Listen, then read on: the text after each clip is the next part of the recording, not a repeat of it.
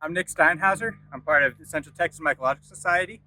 We're here at Gus Garcia Community Garden inoculating corn with liquid culture for Huitlacoche. Huitlacoche is a fungus that grows naturally on corn. It'll infect the tassels, the silk, the ear. When it infects the ear in central Mexico, it's eaten there as a delicacy. It's recently been called corn truffle here in the US, and it's something you can do easily in your own garden. Usually for corn, you have to plant several plants. But if you're growing Huitlacoche, you don't actually need that. You can only need to grow maybe even a couple plants because the Huitlacoche actually prefers if the corn is not pollinated. And that's the only reason that they're planted in groups, is so that the tassels will rain pollen down on the silk. So this is a well-developed ear of corn. This would be too late for inoculating with Huitlacoche, but here you can clearly see the silk. Now for an ear of corn, this silk gets pollinated by pollen that falls from the tassel above. And so that'll rain down on it and drift on the wind and land on these ears. And each individual ear will fertilize an individual kernel of corn. So there's one silk for every single kernel on the whole ear. So this is our jar of Huitlacoche liquid culture, Huitlacoche. We have syringes that we're going to use to inoculate the ear of corn. So usually inoculating stuff with liquid culture is a very scientific process. Everything has to be clean and sanitized, and you do it in a laboratory, but we're here in the garden. So you don't have to worry about that as much. These are sanitary packed, but it doesn't matter. We're gonna pull them right out.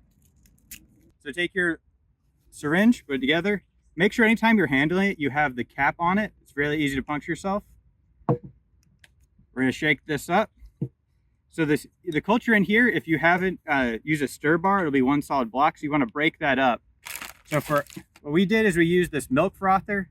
Usually this would be a really big problem if you're doing liquid culture because you're going to contaminate it, but it does not matter for this. We're using it in the garden here with dirt and everything around us. So use that to stir it up. Drop the liquid culture. I got the syringe with the liquid culture. We're going to inoculate this ear.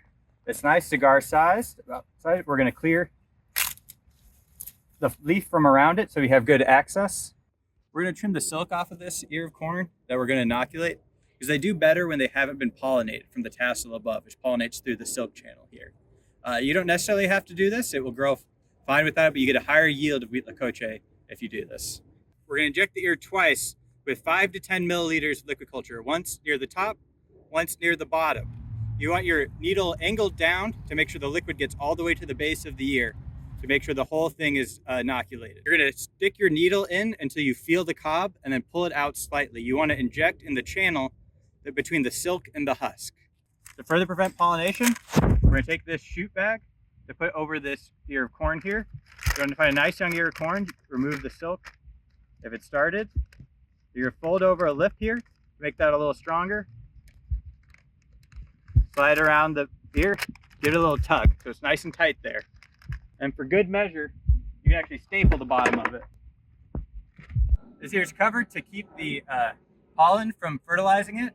You want to keep this bag after it's been inoculated. You want to keep that on there for another couple of days, like 3 or 4 days. Then you can remove it just to let the culture get established inside the ear. I hope this inspired you to grow Huitlacoche. Tag us on social and let us know how your garden's going.